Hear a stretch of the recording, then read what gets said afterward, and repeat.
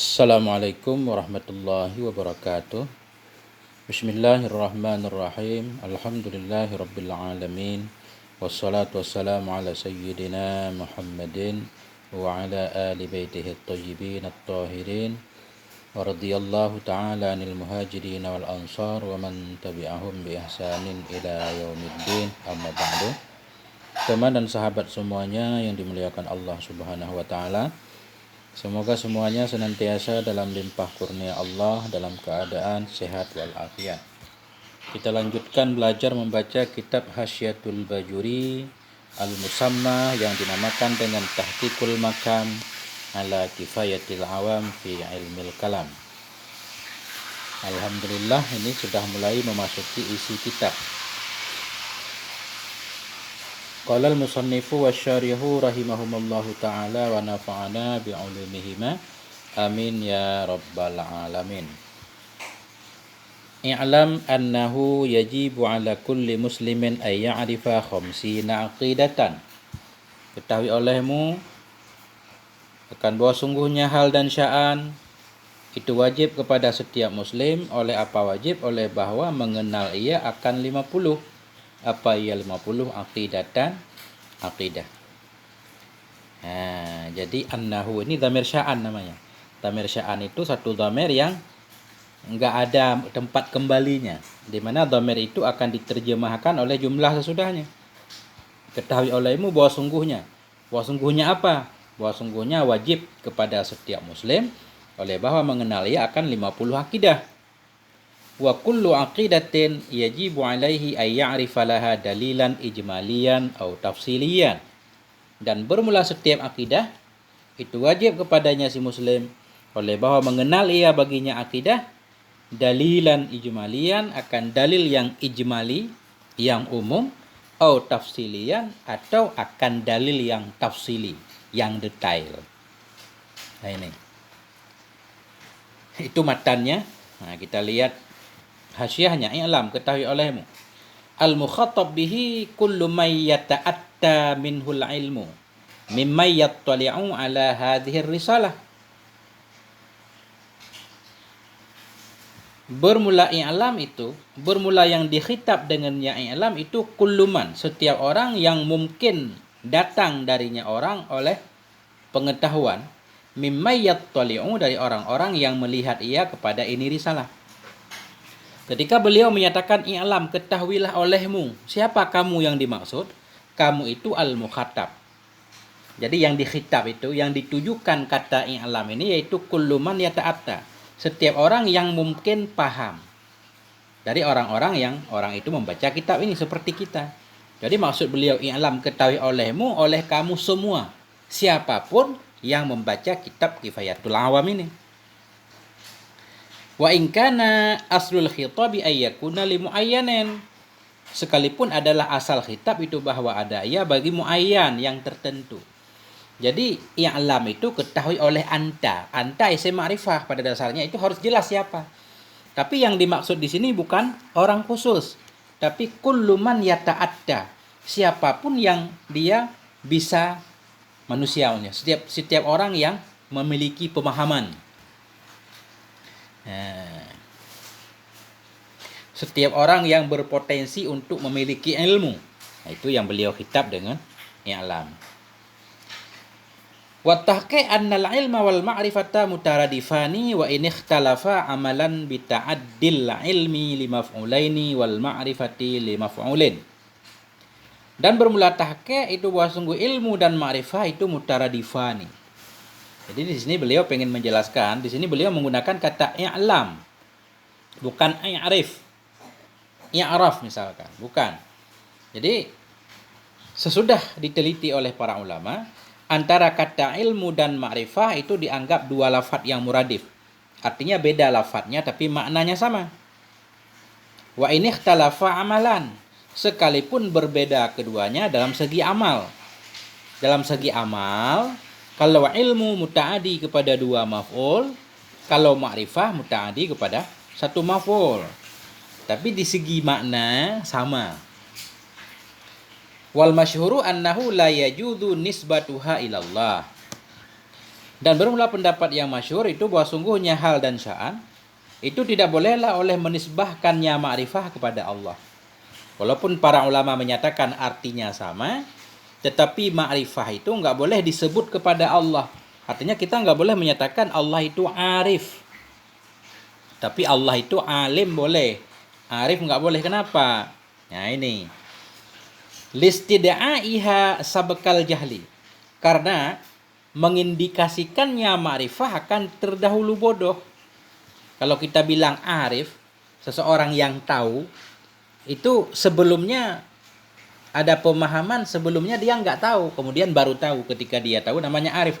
Makanya nggak boleh kita nisbahkan ma'rifah kepada Allah. Nggak boleh kita menyatakan Allah itu arif.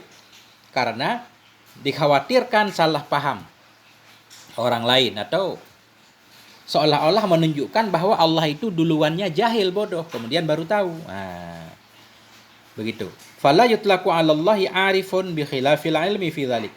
Maka tidak digunakan kepada Allah akan kata arif. Bi khilafil ilmi, dengan sebalik ilmu pada demikian.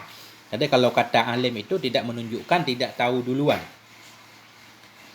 Nah, itu pendapat yang masyhur. Tapi lakinil ladzi daraja alaihi Syekhul Islam Zakaria fi risalatil hududi kama qalahu ba'dul muhaqqiqin annahu yajuzu zalika liwurudihi.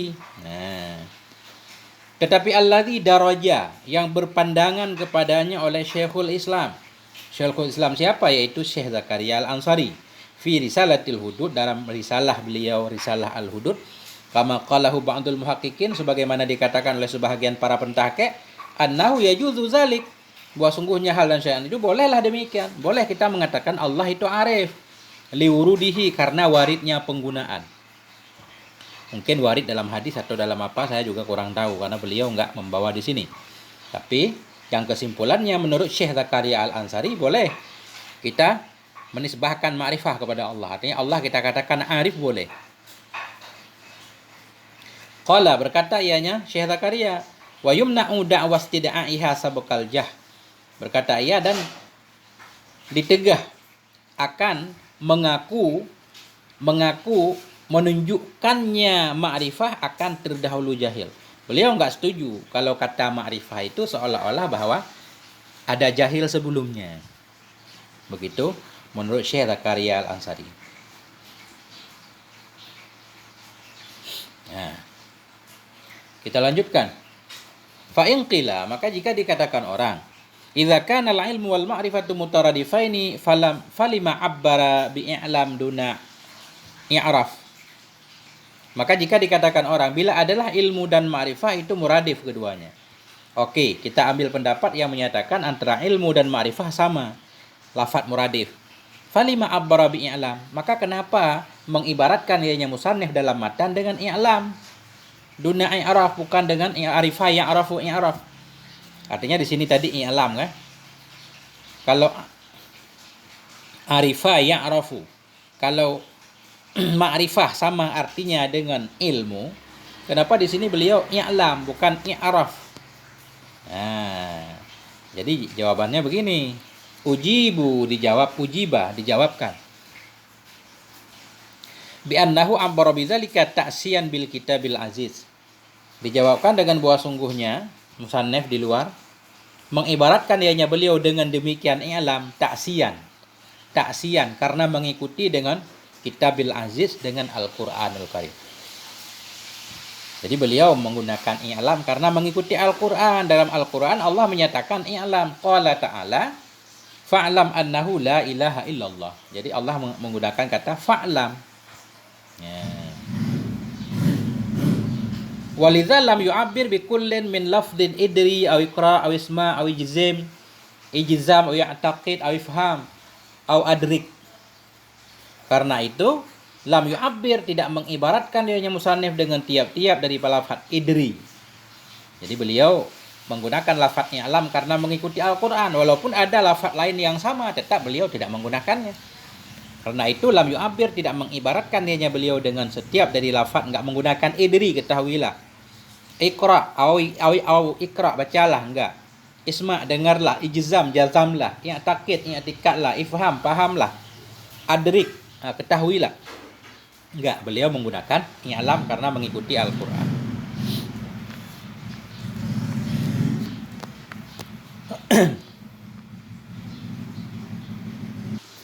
Allahumma shalli ala sayyidina Muhammad wa ala ali sayyidina Muhammad. Kemudian qauluhu annahu yajib ad-dhamiru lil hali wasya'an. Bermula ucapannya pensyareh annahu yajibu, ketahuilah bahwa sungguhnya hal dan sya'an itu wajib. Jadi hu di sini ad-dhamiru lil hali wasya'an. Bermula dhamir itu bagi hal dan sya'an.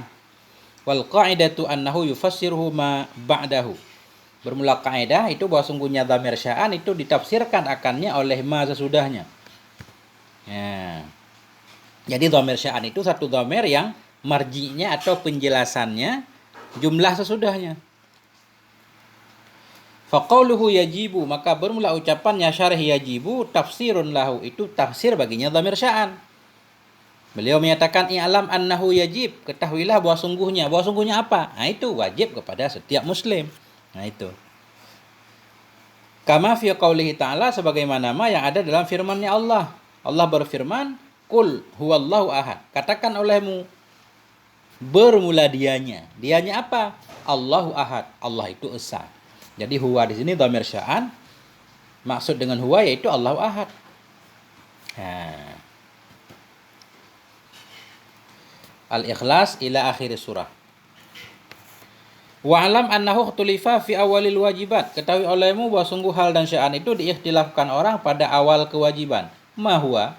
Apakah itu dianya awal wajib? Tadi beliau menyatakan i'lam, ketahuilah wajib kepada setiap muslim. Wajib kepada setiap muslim. Apanya yang wajib? Nah, apa yang pertama sekali wajib kepada setiap muslim ketika muslim itu baligh? Ini terjadi perbedaan pendapat para ulama. Faqila, maka dikatakan orang huwal ma'rifah. Dianya awalul wajib, huwa kembali awalu. Dianya yang pertama kali wajib itu ma'rifah. Sebagaimana dalam matan di luar, i'lam annahu yajibu ala kulli muslimin wa muslimah ayya'rifa. Wajib untuk mengenal Allah. Jadi pendapat pertama menyatakan hal yang pertama yang wajib pada muslim muslimah yaitu ma'rifah, yaitu mengenal Allah. Waqilah wan nadhrul musilu ilaiha. Dikatakan orang dianya awal wajib itu an-nadhru, itu berpikir, al-musilu yang menyampaikan ia kepada ma'rifah. Pendapat pertama, yang pertama wajib ma'rifah. Qil menyatakan bukan ma'rifah, tapi memikir dulu. Satu pemikiran yang bisa membawa orang tersebut kepada ma'rifah. Jadi ada yang duluan daripada ma'rifah, yaitu berpikir. Karena dengan berpikir nanti sampai kepada ma'rifah. Wa qila huwa awalu juz'in minan nadhar.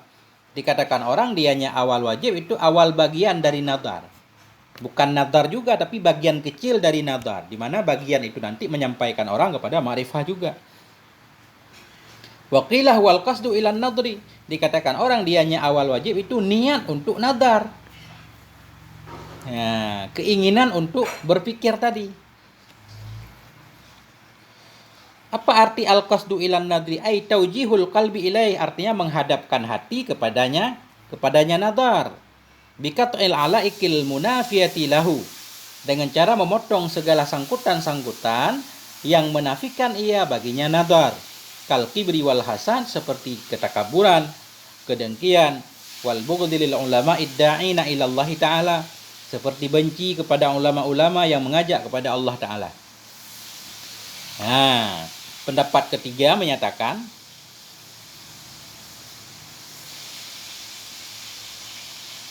pendapat keempat menyatakan pendapat pertama ma'rifah, pendapat kedua nadar yang membawaki kepada ma'rifah, pendapat ketiga bagian dari nadar, pendapat keempat yaitu keinginan untuk nadar. Apa arti keinginan untuk berpikir? Ia menghadapkan hati kepada berpikir dengan cara menghilangkan segala sangkutan yang bisa menghalangi orang dari berpikir. Seperti yang pertama dulu, jangan takabur dulu. Karena orang takabur malas, nggak mau berpikir tentang Tuhan. Nggak boleh ada kedengkian, nggak boleh ada kebencian terhadap para ulama yang mengajak kepada Allah. Jadi 4 pendapat. Wa yusamma dzalika awwala hidayatillahi lil 'abdi. Dinamakan akan demikian keinginan untuk berpikir tadi akan awal hidayah Allah. Ini hidayah Allah yang pertama untuk seorang hamba. Kama qalahu fi syarhil kubra. Sebagaimana yang berkata ianya Imam Sanusi akan nyama dalam kitab Syarah Kubra. Wa kullun min hadhil aqwali salasah ghairu munafin lil qaulil awal. Bermula setiap dari ini perkataan yang tiga, pendapat yang tiga, ghairu munafin itu tidak menafikan bagi pendapat pertama. Pendapat pertama menyatakan yang pertama wajib yaitu mengenal Allah. Tiga pendapat selanjutnya menyatakan, oh bukan ma'rifah, tapi berpikir yang membawa kepada ma'rifah. Oh bagian dari berpikir. Oh niat untuk berpikir. Nah, tiga pendapat tidak menafikan. Kenapa? Lianna man qala bikullin minha muraduhu annahu awalul wajibat minal wasail. Karena Bos Musiman yang berkata ia dengan tiap darinya tiga pendapat itu muraduhu. Bermula maksudnya siman itu annahu, bahwa sungguhnya awal wajib, bahwa sungguhnya tiap-tiap itu awalul wajibat, itu yang pertama wajib dari segala wasilah. Sekali lagi, karena siman yang berkata ia dengan tiap darinya tiga pendapat itu, muraduhu bermula maksudnya siman itu, bahwa sungguhnya tiap-tiap, kembali ke tiap-tiap, bahwa sungguhnya tiap-tiap itu awal kewajiban dari wasilah, bukan maqasid. Apa yang pertama wajib? Menurut pendapat Qil yaitu berpikir, yang berpikir bisa membawa kepada ma'rifatullah. Yang kedua menyatakan awal dari berpikir. Keinginan untuk berpikir. Orang yang menyatakan yang dimaksud dengan awal wajib tiga pendapat tersebut maksudnya awal wajib dari wasilah bukan tujuan. Artinya perantara untuk sampai kepada ma'rifah. Itu maksudnya. Yang menjadi tujuannya tetap ma'rifah. Adapun orang yang menyatakan bahwa awal wajib yaitu mengenal Allah, itu maksudnya dia maqasidnya. Bukan jalan untuk sampai kepada ma'rifah. Dia sedang membahas tentang maqasid, tujuan. Wa man qala bidzalika muradu annahu awalul wajibat minal maqasid. Dan bermula siman yang berkata ia dengan demikian. Dengan demikian pendapat pertama itu bermula maksudnya siman itu bahwa sungguhnya ma'rifah itu awalul wajibat. Itu awal dari kewajiban dari maqasid, bukan dari wasail. Karena ada maqasid, ada wasail. Maqasid tujuannya yaitu ma'rifah. Jalan untuk sampai kepada ma'rifah apa? Nazar, bagian dari nazar, keinginan untuk nazar. Fahadhi aqwalu arba'ah. Maka bermula ini semua itu ada 4 pendapat. Wahiyya aqrabul aqwali fi. Dan dianya pendapat pertama atau dianya ma'rifah itu aqrabul aqwali fi, itu yang paling kuat pendapat. Atau semuanya. Maka bermula ini itu ada 4 pendapat. Wahya dianya 4 pendapat itu aqrabul aqwali fi. Itu yang paling dekat dari antara perkataan-perkataan yang ada dalam masalah ini. Jadi dalam masalah apa yang pertama kali wajib kepada seorang muslimah, itu banyak banget pendapatnya. Cuma 4 pendapat ini paling dekat kepada kebenaran. Karena pendapat bukan hanya 4 sebenarnya ini. Wa qad anhaha ba'dhum ila 12 qaulan. Dan sungguh telah menyampaikan, menghitung, anha menghabiskan, dan sungguh telah menghabiskan akannya pendapat oleh ba'dhum kepada 12 perkataan. Jadi maksud anha di sini saya kurang paham arti lugatnya. Artinya begini, menurut sebahagian para ulama, pendapat yang menyatakan tentang apa yang pertama sekali wajib kepada muslim itu ada 12 pendapat semuanya. Cuma di sini beliau memilih 4 pendapat tadi yang paling mendekati. Wa innama lam yuqayyidil wujuba bisyar'i kama qayyada bihi Sanusiyyu fi sughra haitsu qala. Hanya saja tidak mengkaitkan ianya musannif akan wajib dengan syara, sebagaimana telah mengkait dengannya syara oleh Sanusi dalam syarah sughra. Jadi di sini pertanyaannya begini, beliau di awal i'lam annahu yajibu ala kulli muslimin wa muslimah ay ya'rifallah. Wajib kepada setiap muslim untuk mengenal Allah. Beliau tidak menyatakan wajib di mana wajibnya pada syara, enggak.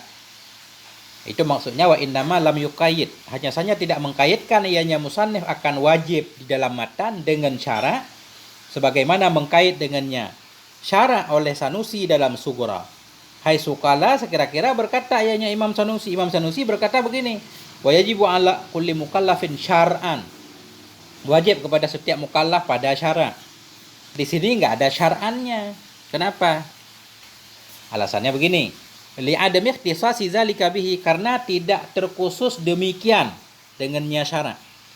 Karena tidak khusus mengenal akidah yang diwajibkan oleh syarak. Makanya beliau tidak menyebutkan kata syarak. Karena segala hukum juga yang mewajibkannya syarak. Jadi ketika beliau tidak menyatakan syar'an, mafhumnya tetap syar'an. Karena semua hukum itu memang wajib pada syarak. Ini alasannya. Li'annal ahkama kullaha asbatat bisyar' kama huwa madhabul asy'ariyah. Karena bahwa sungguh semua hukum, kulluha, semuanya hukum itu asbatat, sebut ianya hukum dengan syarak. Kama huwa madhabul asy'ariyah, sebagaimana itu berdasarkan madhab Asy'ari. Jadi menurut madhab Asy'ari itu hukum semuanya berlaku karena ada syarak. Sebelum ada syarak enggak ada hukum apa-apa. Sebelum Nabi diutus oleh Allah, enggak ada hukum apa-apa. Enggak wajib mengenal Allah, enggak wajib salat, enggak wajib puasa dan seterusnya. Karena itu beliau tidak perlu mengkaitkan dengan syar'an. Karena memang semua syar'an. Walihadza lam yuqayyid bihi fil kubra, karena itu tidak mengkait ianya Imam Sanusi dengan ya syar'an dalam syarah kubra juga enggak. Jadi Imam Sanusi itu punya dua kitab, satu namanya Syarah Sughra, satu Syarah Kubra. Wa zahabatil mu'tazilatu ila annaha sabatat bil aqli binaan ala tahsini wa takbih al aqliyaini. Dan berpendapatlah oleh Mu'tazilah kepada bahwa sungguhnya segala hukum itu sebut ia dengan akal. Jadi menurut Mu'tazilah, hukum sebut dengan akal. Binaan ala tahsin wa takbih, berdasarkan di atas tahsin dan takbih yang akliyah keduanya. Jadi menurut Mu'tazilah, ini pembahasan dalam ilmu usul. Menurut Mu'tazilah, wajib mengenal Allah itu bukan karena diwajibkan oleh agama, tapi karena diwajibkan oleh akal. Jadi berdasarkan tahsin dan takbih. Setiap sesuatu yang dianggap oleh akal bagus nanti ada peluang untuk wajibnya atau minimal sunnahnya. Sesuatu yang dianggap buruk oleh akal takbih itu ada peluang bahwa sesuatu itu haram. Apa juga fungsi agama menurut Mu'tazilah? Oh, wa syar'u ja'a muqwiyan lil aqli. Adapun agama itu datang untuk menguatkan akal. Itu menurut Mu'tazilah. Ini panjang pembahasan di sini.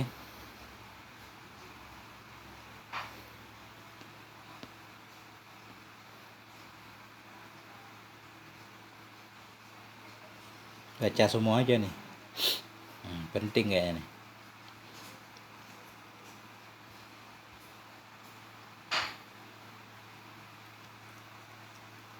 Jadi menurut Mu'tazilah yang mewajibkan hukum itu sebut dengan akal. Berdasarkan kepada tahsin dan takbih. Tahsin bagus, semua yang dianggap bagus oleh akal mesti dilakukan. Yang dianggap buruk oleh akal berarti harus ditinggalkan.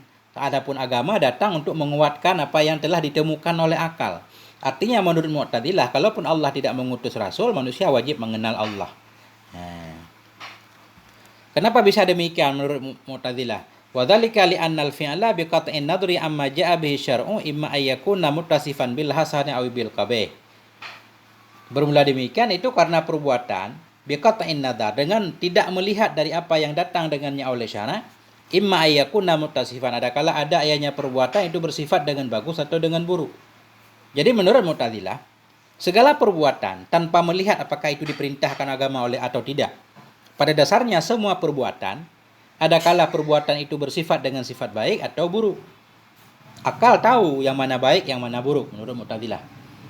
Semua perbuatan pada dasarnya ada yang disebut perbuatan baik, ada perbuatan buruk. Wal awwalu lahu arba'u maratib. Bermula yang pertama yaitu perbuatan baik, itu ada 4 tingkatannya. Al-ula ayyakun al-fi'lu bihaitsu yastahiqu fa'iluhul madha wa tarikuhuz zamma. Bermula yang pertama itu bahwa adalah perbuatan dengan sekira-kira berhaklah oleh pelakunya perbuatan akan pujian, berhaklah oleh peninggalnya perbuatan akan celaan. Jadi menurut Mu'tazilah, perbuatan itu ada kala baik, ada kala buruk. Perbuatan baik ada 4 tingkatannya. Tingkatan pertama, perbuatan di mana jikalau seseorang melakukannya berhak untuk dipuji. Nah,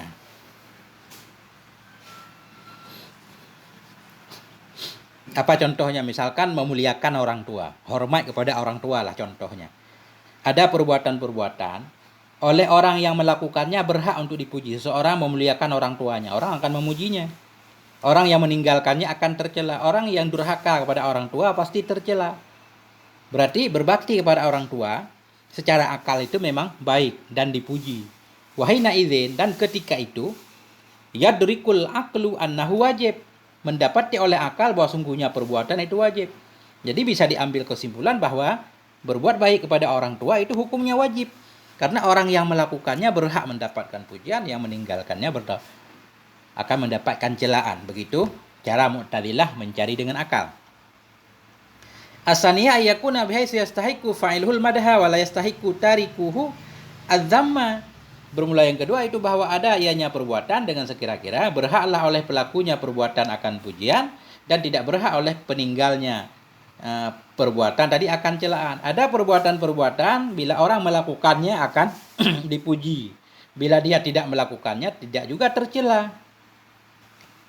Nah, misalkan ada seseorang datang minta-minta. Kalau diberi ya bagus. Orang yang memberinya pasti dipuji. Tapi kalau dia tidak memberikan juga enggak dicela. Kalau memang dalam kondisi enggak ada misalkan. Jadi berarti memberi kepada peminta-minta itu Mu'tazilah tidak menyatakan wajib. Ya minimal ya ada anjuran lah, bagus. Nah itu maksudnya. Itu kelompok kedua. Bahwa ada ianya perbuatan sekira-kira berhaklah oleh pelakunya akan pujian. Tidak berhak oleh orang yang meninggalkannya akan celaan. Wahina idzin, ketika itu yudrikul aqlu annahu mandub, mengetahui oleh akal bahwa sungguhnya perbuatan itu sunnah. Berarti kalau contoh tadi memberi kepada peminta-minta bisa dianggap sunnah. Begitu cara Mu'tazilah mengetahui hukum. Asali satu ayakuna bi'aksi zalik. Bermula yang ketiga itu bahwa ada ianya perbuatan dengan sebalik demikian. Maksud sebalik demikian, kalau ditinggalkan orang tidak dicela. Kalau dilakukan tidak dicela, tapi kalau ditinggalkan terpuji. Wahina idzin, ketika itu yudrikul aqlu annahu makruh, mengetahui oleh akal bahwa sungguhnya perbuatan itu makruh. Ar-rabi'ah ayyakuna bihaitsu la yastahiqu kullun min fa'ilihi wa tarikihi madhan wala dhamman. Bermula yang keempat bahwa ada ianya perbuatan sekira-kira tidak berhaklah oleh setiap dari pelakunya perbuatan dan orang yang meninggalkannya perbuatan akan pujian dan celaan. Ada juga perbuatan keempat yaitu orang yang melakukannya tidak berhak mendapatkan pujian dan celaan, yang meninggalkannya juga tidak berhak mendapatkan pujian dan celaan. Jadi pekerjaan yang biasa-biasa saja.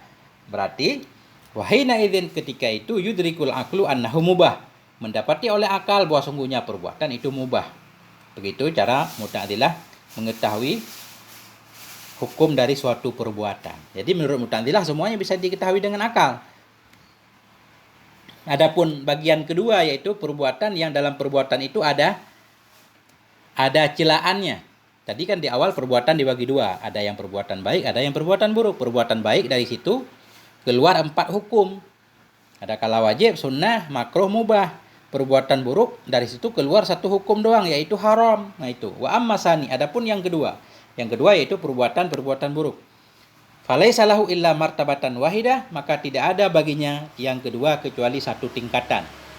Wahia, dianya 1 martabah, ayyakunal fi'lu bi'aksil awal, bahwa adalah perbuatan itu dengan sebalik yang pertama. Maksud sebalik yang pertama, pelakunya berhak mendapatkan celaan, yang meninggalkannya berhak mendapatkan pujian. Kalau pelakunya berhak dicela, ini namanya perbuatan haram. Wahina idzin yudrikul aqlu annahu haramun, dan ketika itu mendapati oleh akal atau memahami oleh akal bahwa sungguhnya perbuatan itu haram. Hadza hasilu ma nakalahu Simmim anis Sa'di fi madhhabihim. Bermula ini itu kesimpulan yang menakal akannya oleh Simmim dari Sa'ad dalam madhab mereka Mu'tazilah. Jadi kelihatannya Syekh Bajuri tidak menakal langsung pendapat ini dari Mu'tazilah, tapi beliau mengambil dari Simmim. Nanti kita cari siapa Simmim, di mana Simmim ini juga mengambil dari Sa'ad dalam madhab mereka Mu'tazilah. Wa dhahiru ma tuqrira annal murada bil hasan ma'adal qabih. Bermula zahir yang telah diuraikan akan dianya bahwa sungguh yang dimaksud dengan hasan itu selain qabih. Jadi yang dimaksud dengan bagus yang selain yang buruk. Berarti dalam hasan itu masuk 4 nanti, wajib, sunnah, makruh, mubah. Yang buruk masuk haram doang. Nah itulah yang dimaksud dengan hasan dalam madhab Mu'tazilah, yang selain buruk namanya hasan semua. fayatanawalu wasfu kullin minal makruh wal mubah. Maka masuklah oleh semua fayatanawalu wasfu kullin. Maka masuklah oleh sifat semua dari makruh dan mubah. Artinya makruh dan mubah, wajib dan sunnah, semuanya bisa digolongkan dalam hasan, bagus. Jadi ada sedikit perbedaan. Nah, ini udah titik di sini.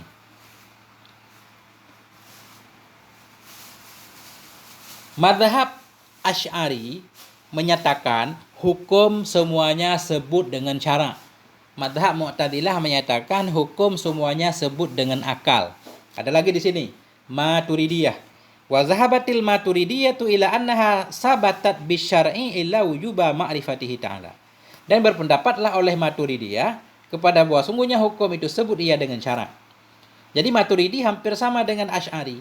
Maturidi menyatakan semua hukum itu memang adanya karena adanya agama. Illa wujuba ma'rifatihi, kecuali wajib mengenalnya Allah Ta'ala. Fa innahu bil akli, sesungguhnya wajibnya mengenal Allah Ta'ala itu sebut dengan akal. Nah ini tentang persoalan mengenal Allah, wajibnya mengenal Allah, Maturidiyah pendapatnya sama dengan Mu'tazilah. Beda dikit juga. Lakin la litahsinil akli. Tetapi wajibnya mengenal Allah dalilnya akal, bukan karena tahsin akal. Bukan berdasarkan tahsin dan takbih tadi seperti dasar Mu'tazilah. Lakin la litahsinil akal. Tetapi bukan karena dianggap bagus oleh akal. Kama taqulul Mu'tazilah, sebagaimana Mu'tazilah berpendapat. Bal liwuduhihi, tetapi karena jelasnya wajib mengenal Allah. Fahuwa mubayyinun lahu. Maka bermula dianya akal itu menjelaskan lahu baginya wajib. Jadi begini, menurut Maturidiyah, wajib mengenal Allah dengan berdasarkan akal. Bukan karena akal menganggap mengenal Allah itu hal yang bagus, bukan itu dasarnya. Tapi karena memang itu terang benderang. Apa maksudnya? Tetapi karena jelasnya wajib mengenal Allah. Semua mesti mengenal penciptanya. Cuma akal hanya menjelaskan saja, lebih menerangkan lagi. Kurang paham. Karasuli sama seperti Rasul. Kama qalahun Nasafi fi Bahril Kalam, sebagaimana berkata akannya oleh Syekh Nasafi dalam kitab Bahrul Kalam.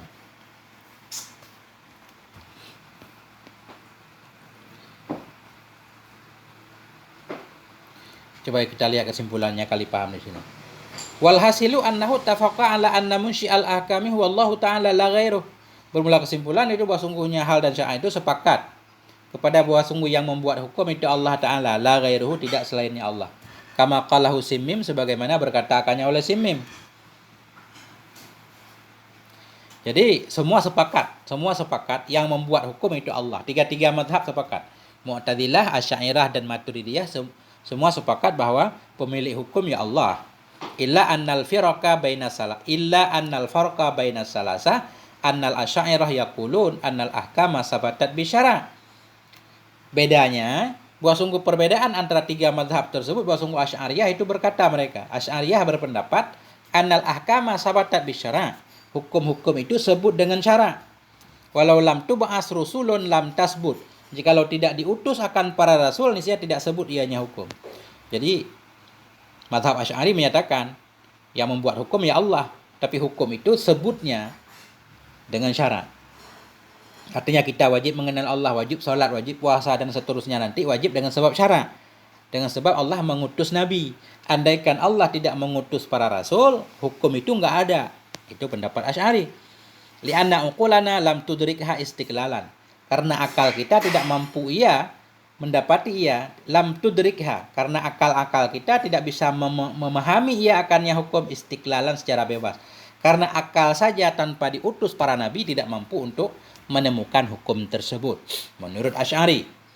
Wa innama tudrikuha tab'an, hanya saja mendapati akal akannya hukum tab'an, karena mengikuti bagi syarak tadi. Wal Mu'tazilah yaqul, Mu'tazilah berkata sabatat bil akli, sebut ianya hukum dengan akal. Li'annahu lahu kuwatun ala tahsin wa takbih, karena akal itu lahu kuwatun, baginya akal itu punya kekuatan untuk bisa tahsin dan takbih. Akal ini cerdas. Akal mampu mengetahui mana yang baik, mana yang buruk. Makanya hukum sebut dengan akal menurut Mu'tazilah. Nah, jadi tanpa Rasul pun akal tahu yang mana mencuri itu tidak baik. Akal tahu membunuh orang itu tidak baik. Nah, dalam kondisi tertentu, kalau untuk membela diri membunuh orang berarti baik. Jadi akal bisa paham. Itu menurut Mu'tazilah. Terus untuk apa juga Rasul diutus oleh Allah kalau akal saja cukup? Oh, wa rasulu ja'at muqiyah wa muakkidah lidzalik. Oh, bermula para rasul itu datang ya untuk menguatkan apa yang diketahui oleh akal. Jadi Rasul datang untuk menguatkan apa yang ditemukan oleh akal. Wal Maturidiyah tu yaqul, Maturidiyah berkata, sabatat bisyara' ma ada wujubil ma'rifah. Sebut ianya hukum dengan syarak selain wajib ma'rifah. Bukan mu'tarifah ini, ma'rifah. Nah, jadi hukum sebut dengan syarak selain wajib mengenal Allah. Kalau mengenal Allah bukan berdasarkan syariat tapi dengan akal. Amma huwa fahuwa bil akli. Adapun bermula dianya wajib mengenal Allah, fahuwa maka dianya wajib mengenal Allah itu sebut dengan akal. Liwuduhihi karena jelasnya wajib mengenal Allah. La litahsinihi lahu bukan karena menganggap bagusnya akal baginya wajib mengenal Allah. Wal haqqu madhhabul asy'ariyah dan bermula yang benar itu madhab Asy'ari. Nah, karena ini kitab madhab Asy'ari. Panjang banget nih. Ini harus kita baca semua di dalam. Jadi sampai di sini dulu barangkali. Sudah setengah jam kepanjangan, moga ada manfaatnya. Mohon maaf atas segala kekurangan. Wal afwa minkum. Wassalamualaikum warahmatullahi wabarakatuh.